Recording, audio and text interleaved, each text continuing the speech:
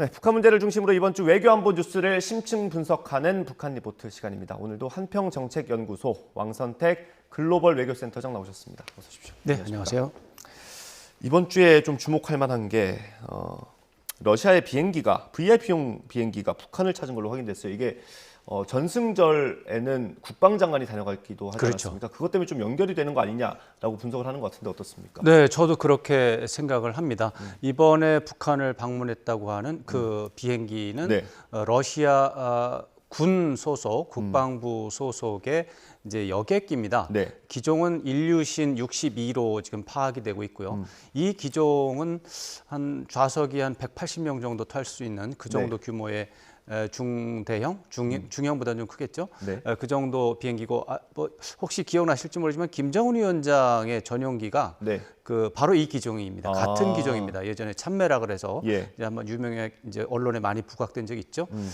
이 비행기가 왔다고 하는 것, 또 그 시점상 세르게이 쇼이구 러시아 국방장관이 네. 평양을 방문하고 돌아간 날이 이제 7월 27일인데. 네.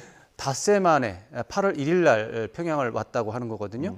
이런 것들을 볼 때 쇼이구 장관이 김정은 위원장과 만나서 굉장히 중요한 전략적인 차원에서의 큰 결정을 합의를 했는데 그 이후에 후속 그 어떤 협의가 필요한 상황, 실무적으로 후속 협의가 필요한 상황이 있었다. 이렇게 추정을 할 수가 있는 것이죠. 뭐 큰 여객기가 왔지만 아마 그것은 거리가 모스크바와 평양의 거리 때문에 큰 비행기를 이용한 것 같고 대체로 뭐 많은 수십 명 규모는 아닐 것 같아요. 몇 명 규모의 실무 대표자들이 와서 어떤 후속 조치를 협의했을 것이다. 구체적으로 뭘 했을까? 예. 무기 지원 문제를 러시아는 원하고 있고 네. 포탄 이제 탄약을 공급받는 게 러시아가 원하는 거고. 예. 북한은 기본적으로 러시아가 북한에 대한 경제 제재에 동참하고 있기 때문에 그거를 하지 말라라고 하는 전략적인 그래서 에너지 지원과 식량 지원 해달라라고 하는 이런 부분이 서로 마주치기 때문에 이런 부분에 대한 실무적인 후속 협의를 했을 것이다. 이렇게 이제 추측할 수 있는 근거가 됩니다. 협의를 위한 어떤 사람이 갔을 가능성. 그렇죠. 이 비행기 자체가 무기나 장비를 싣고 가기는 어렵다 이렇게 봐야 되겠습니다. 그러니까 상상을 좀 해보면 그 여객기를 사실 화물용처럼 개조를 해서 위장했을 가능성 뭐 이런 건 좀 너무 나간 상상입니까? 그렇죠. 그건 좀 심할 것 같습니다. 이게 그럴 수도 있겠죠. 뭐 좌석을 다 치우고 할 수도 있겠지만 만약에 그랬다면 다른 수송기가 있을 텐데 뭐하러 그거를 하겠어요? 네. 전략적으로 그럼 뭐 무기 지원이라든가 어떤 물품 지원 이런 거 아니면 가져가는 이런 차원을 한다면 수송기가 다른 수송기에 갔을 수 있고요. 이번에는 실무 협의 차원에서 국방부의 고위 관리가 가서 실무 협의를 했을 것이다. 이렇게 추측하는 것이 현재로서는 가장 합리적인 추측일 텐데 바로 이 점이 러시아와 북한이 군사 협력 문제에 대해서 굉장히 밀도 있는 수준 높은 협의를 하고 있다. 이 합의 수속 조치에 따라서 가시적인 결과가 나올 수 있다. 이런 부분에서 관심을 갖고 지켜봐야 되는 상황입니다. 그 결과에도 어떤 성과에도 정도가 있을 거 아닙니까? 어느 그렇죠. 정도로 예상해 볼 수 있을까요? 저는 근본적으로 북한과 러시아는 협력을 하는 데 있어서 한계가 너무나 많아서 전략적인 차원, 큰 차원, 구조적인 차원에서는 협력이 어렵다. 이건 그렇지만 전술적인 차원, 소규모적인 차원, 일시적인 차원 이런 차원에서는 충분히 협력할 수 있고 서로가 그걸 필요로 하고 있다. 이렇게 보고 있습니다. 전략적으로 어렵다고 하는 것은 역사적으로 이제 러시아와 북한이 서로에 대한 불만이 너무나 많이 쌓여 있습니다. 지금 서로가 이제 굉장히 필요해서 협력을 하려고 지금 노력을 많이 하지만 예를 들어서 김일성 주석의 경우도 스탈린 예전 소련 서기장에 대해서 불만이 아주 많습니다. 1950년 전쟁이 있었죠. 그때 전쟁하기 전에 김일성 주석이 스탈린을 찾아가서 남한을 공격할 텐데 승인해달라, 도와달라 이렇게 요청을 했지만 계속해서 거부했었습니다. 뒤끝이 있는 거군요. 뒤끝이라기보다는 이제 그 당시 스탈린의 계산법하고 김일성의 계산이 다릅니다.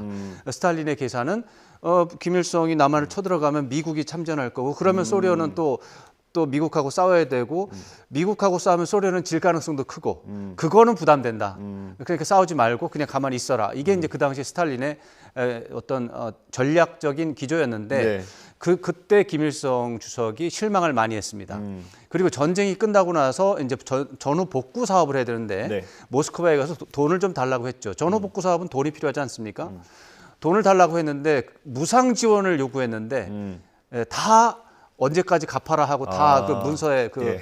조항을 걸어놓고 이제 돈을 준 거예요. 네. 이 부분에 대해서도 김일성 주석은 매우 큰 실망을 했고 1956년에는 종파 반종파 그런 투쟁이라는 게 있었는데 소련에 의존하는 북한 내 정치인들이 쿠데타 음모를 한 것을 적발한 것이죠. 예.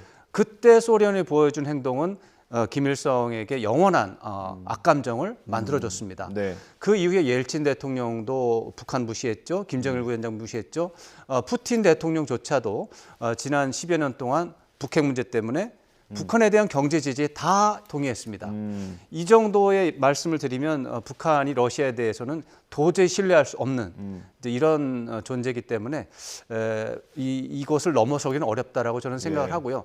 다만 이제 북한이 현실적으로 너무 어렵기 때문에 경제 제재를 풀기 위해서 러시아와 한시적이고 일시적인 네. 협력은 할 수 있다. 그 예. 정도로 말씀드리겠습니다. 러시아도 지금 어쨌든 전쟁 중이기 때문에 북한에 손을 벌려야 되는 상황이 된 맞습니다. 것처럼 보이거든요. 근데 미국도 어쨌든 북한이 무기를 줬을 거라고 지금 짐작하고 있는 거 아닙니까? 그 부분에 대해서 이제 이번에 새로 조성된 상황을 보면 쇼이구 장관의 평양 방문, 그 이후에 5일 뒤에 갑작스러운 러시아 군 여객기의 VIP 전용기의 네. 평양 방문 이런 것들을 통해서 볼 때 무기 지원을 지금까지는 하지 않았다. 아, 이제부터 본격적인 협의가 된다. 협의 중이잖아요. 예. 그러니까 사실은 이제 북한이 러시아에 포탄 공급했다는 얘기는 지난해 9월부터 하던 얘기입니다. 아. 특히 지난해 11월 정도엔 조금 더 구체적이고 사진도 나오고 했어요. 예. 그게 미국의 정보 당국의 정보에 따르면 이렇게 나온 거예요. 근데 지금 하는 얘기는 뭡니까? 쇼이구 장관이 김정은 위원장을 포탄 공급과 관련해서 설득하기 위해서 갔다고 하지 않습니까? 말이 다른 거죠. 그동안 포탄 공급을 했으면 설득이 아니라 더 달라고 하거나 다른 예. 걸 달라 이런 얘기가 돼야 되고 감사하는 이런 얘기가 돼야 되는데 설득을 한다고 하지 않습니까? 예. 이게 지금 존 커비 백악관 전략소통조정관의 발언입니다. 아. 존 커비 조정관은 지난해에 그 북한이 미국에 러시아에 포탄 공급하는 정황이 있다 이렇게 정보가 있다 이렇게 말했거든요. 잘못된 거죠. 이게 이제 모순이 되죠. 그래서 이 부분은 뭐 또 다른 이제 분석이 필요한 부분도 있어요. 그렇지만 대체적으로 지금까지 무기 지원 북한의 러시아 무기 지원은 소문은 있었지만 예. 되지는 않았던 것 같고 이것을 구체적으로 받기 위해서 노력하고 있는 협의 중인 사안이다 이렇게 본다면 미국의 정보 관련 정보는 왜곡된 정보였을 가능성이 있다 이렇게 이제 잠정적으로 평가할 수 있습니다. 예, 그 앞서 말씀해주신 대로 북한이 러시아에 그렇게 안 좋은 감정들이 있는데 이번에 전승절 치르는 걸 보면 중국보다는 좀 러시아를 우대해 주는 것처럼 보이긴 했거든요. 그렇죠. 이게 이제 제가 지난주에도 이제 약간 말씀드린 부분이 있는데 이번 전승절이라고 하는 북한의 표현입니다. 예, 북한의 표현입니다. 북한의 표현이고 7월 27일 휴전협정 체결일이 이제 우리의 표현이고 네. 그게 정확하죠. 북한이 그날 전승한 건 아닙니다. 사실은. 근데 자기네 입장에서 그런 것이고 그 7월 27일 행사를 김정은 위원장과 북한의 외교 참모들은 북중러 3국의 대단한 연대의 장으로 만들려고 했던 것 같습니다. 네. 그랬을 때 러시아에서도 이제 초청을 하고 아마 국방장관 이상 어쩌면 푸틴 대통령을 초청했을 수도 있습니다.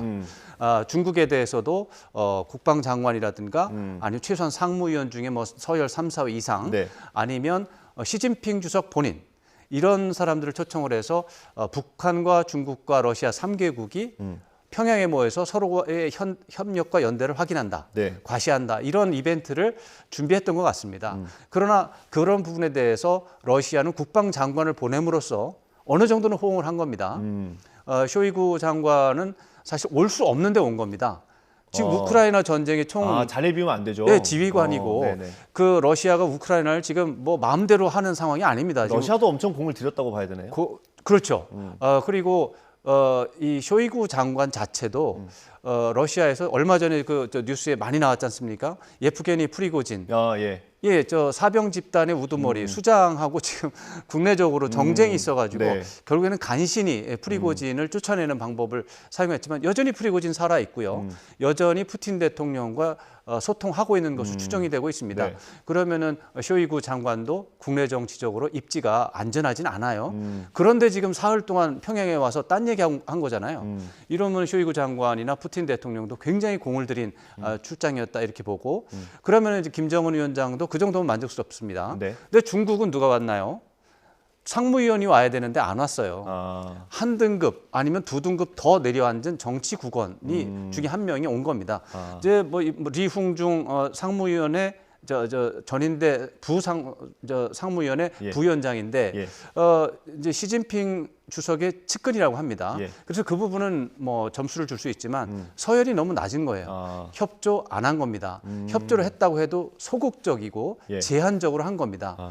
바로 이 부분에서 그림이 깨졌기 때문에 북한과 중국 사이에는 견해 차이가 현재 존재하고 있고 서로가 불만스러운 시간이 지나가고 있다. 예. 이렇게 볼 수 있고 러시아와는 그거보다는 조금 더 적극적으로 이제 협의가 되고 있다. 예. 이런 국면으로 우리가 해석을 할 수 있는 겁니다. 예. 그러면 그 27일 날 행사에서 어쨌든 러시아를 조금 더 우대해줬고 러시아도 공을 들였고 네. 그리고 VIP용 비행기가 북한에 간 것까지 종합을 해보면 북한이 어느 정도 무기 지원을 위한 마음이 있다라고 봐야 됩니까? 저는 그럴 가능성도 지금 배제할 수는 없다. 자, 아까 제가 전술적인 협력, 제한적인 협력, 소규모 협력은 가능하다라고 했을 때 무기 지원은 포탄 지원 정도는 할 수 있을 것 같습니다. 그래서 그런 부분을 좀 지켜봐야 되는데 그런 부분도 러시아의 입장에서는 뭐 지금 뭐 이런 거 저런 거 가릴 것 없이 막 하고 있는데 큰 틀에서 봐서는 쉽지는 않을 것이다. 이렇게 볼 수가 있습니다. 그것도 어쨌든 뭐 결단이 필요한 부분이겠죠. 양쪽 다 그렇습니다. 알겠습니다. 다음 얘기로 넘어가 보겠습니다. 북한이 태권도 대회에 출전한다고 하네요. 이게 코로나19로 국경을 봉쇄한 게 이제 좀 풀린다라고 봐야 됩니까? 네, 그렇습니다. 2020년 2월에 스스로 북한은 국경을 봉쇄를 했고 예. 지난 3월부터 서서히 이제 국경을 개방하기 시작을 했는데 네. 국경 개방이라고 할 때 여러 가지 이제 분야가 있습니다. 육상교통, 해상교통, 항공교통. 네. 육상교통에도 자동차 다르고 이제 뭐 철도 다르고 또 여객 다르고 화물 다르고 이래서 이제 다양한 종류의 국경 개방이 있는데 네. 지금 낮은 단계의 개방을 지금 하고 있습니다. 그래서 대체적으로 봐서 한 30% 정도 개방을 하고 있는 상태지만 네. 아직도 70% 이상은 봉쇄된 상태다. 그런 차원에서 꾸준히 국경 개방 또 대외 교류를 넓혀가는 그런 일환으로 이제 스포츠 대회 행사에는 네. 지금 참석을 하는 쪽으로 지금 되는 것 같습니다. 일본 언론 보도에 따르면 카자흐스탄에서 국제 태권도 연맹이 주최하는 태권도 대회가 열리는데 네. 거기에 수백 명 규모의 이제 북한 선수단이 참여하는 것으로 그런 정보가 파악이 되고 있다 이렇게 보도가 되고 있거든요. 그런 것들도 바로 지금 말씀드린 것처럼 북한이 국경을 개방하고 대외적인 교류를 확대하는 이런 흐름과 뭐 일치한다고 볼 수 있고요. 네.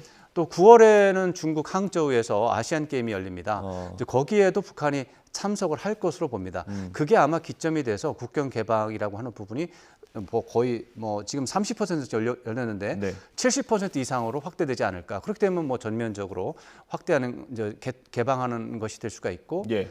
뭐 마지막은 이제 어떻게 보면 이제 외국인 여행객들이 평양을 방문해서 관광을 하는 그 정도까지도 그렇죠. 이제 생각을 해볼 수가 있겠죠.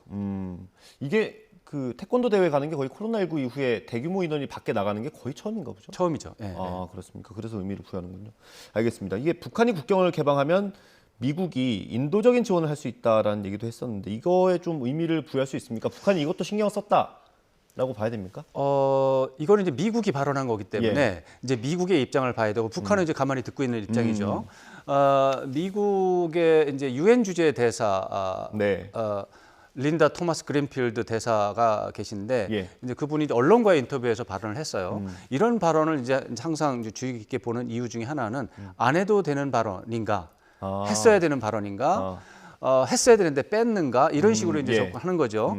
이번 발언은 이 의미를 부여할 수도 있고 안 할 수도 있는 그러니까 원칙론을 재확인한 건데 어렵네요. 네. 네, 원칙론을 재확인한 겁니다. 네. 근데 안 할 수도 있었어요. 그러니까 이제 이거 혹시 그럼 메시지 주는 건가 북한에? 이렇게 해석을 할 수도 있어서 그 미국이 만약에 메시지를 줬다면 러시아에 대한 뭐 무기 지원 이런 거랑도 연관이 될 수도 있는 건가요? 연결하면 되죠. 이게 미국의 이제 외교 정책의 근간은 중국과 러시아를 고립시킨다. 그래서 네. 이제 그 고립시키는 그런 작업을 하는 데 있어서 동맹국들 또 우방국들과 힘을 합쳐서 같이 연대해서 간다. 그래서 한국, 일본, 유럽의 선진국 강대국들을 모두 이제 미국의 편으로 만들어서 고립시키되 중국과 러시아의 편을 들고 있는 또 다른 나라들이 있어요. 예. 뭐 이란, 뭐 꼭 이란이라기보다는 이제 미국 편을 들지는 않는 나라들이 있죠. 네네. 이런 나라들을 중국과 러시아로부터 떼어놓는 작업도 유용한 작업입니다.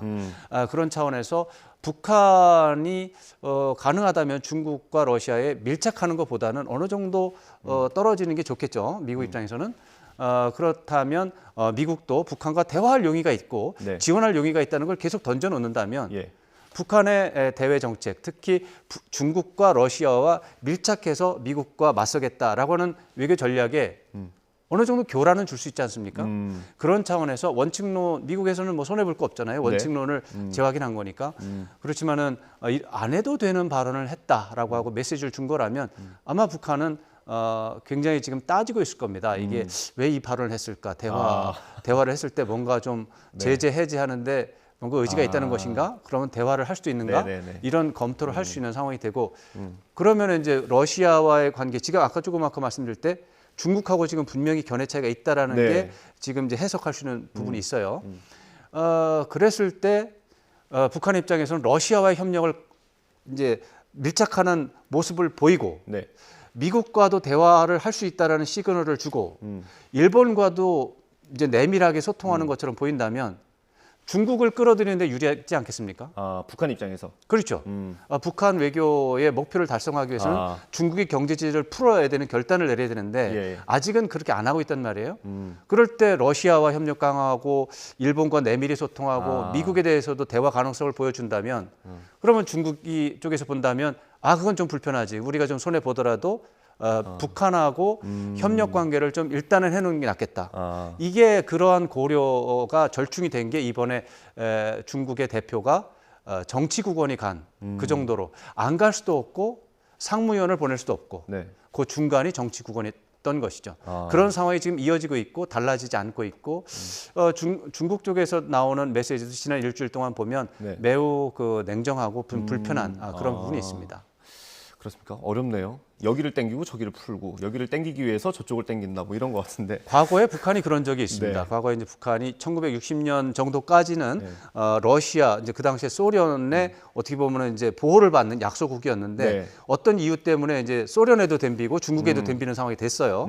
그러니까 중국과 소련이라고는 강대국을 놓고 북한이 소련이 마음에 안 들면 중국에 가서 협력하고 네. 중국이 마음에 안 들면 소련에 가서 협력하면서 양쪽을 다 흔든 적이 있습니다.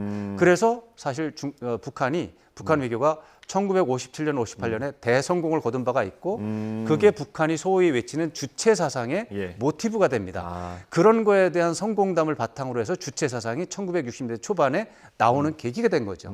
주체 사상이라고 하는 것은 바로 중국과 소련 둘 사이에서 나름대로의 자율성을 유지하는 네. 그런 것을 의미하는 것이고 그런 경험이 지금은 미국과 러시아와 중국 세 나라를 상대로 이제 다시 한번 이제 버전업을 해서 이제 적용하는 그런 상황이라고 보면 되겠습니다. 예, 알겠습니다. 이 북한과 미국이 어떤 대화의 모멘텀이 생길 수도 있다라고 전망했던 사건이 하나 있었죠. 미군 병사가 그렇죠. 이제 넘어가지 않았습니까? 맞습니다. 이건 지금 상황이 어떻습니까?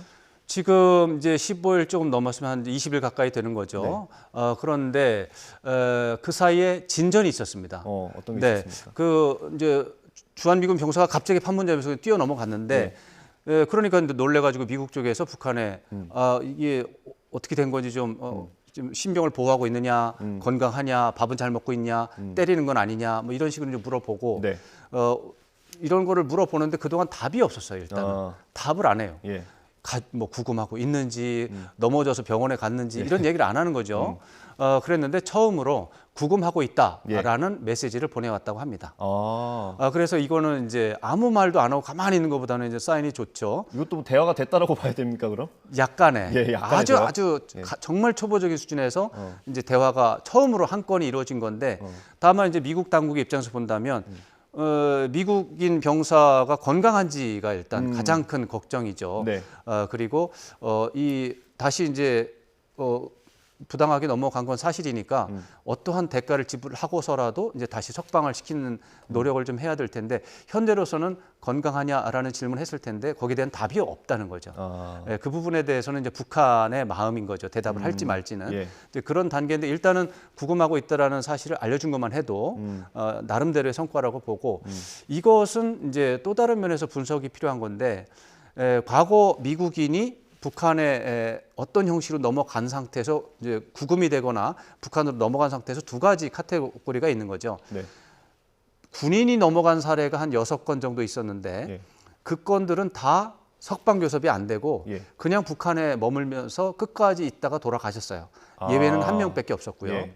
근데 1996년 이후에는 이제 군인이 넘어간 사례는 없고 네. 뭐 한 건 있다고 하지만 그거는 이제 약간 이제 계산법이 다르고 96년 이후에는 민간인들이 이제 미국의 북한에 어떻게 보면 여행을 갔다가 네. 구금을 당하는 억류되는 상황이 이제 계속 이어집니다. 네. 그때는 미국 정부가 다 개입을 해서 석방을 교섭을 통해서 해냈습니다. 그러면 이번에 간 이제 킹 이병인데 네. 킹 이병은 과연 군인이 월북했던 사례에 따라서 계속 그냥 거기서 평생 살 건지 네.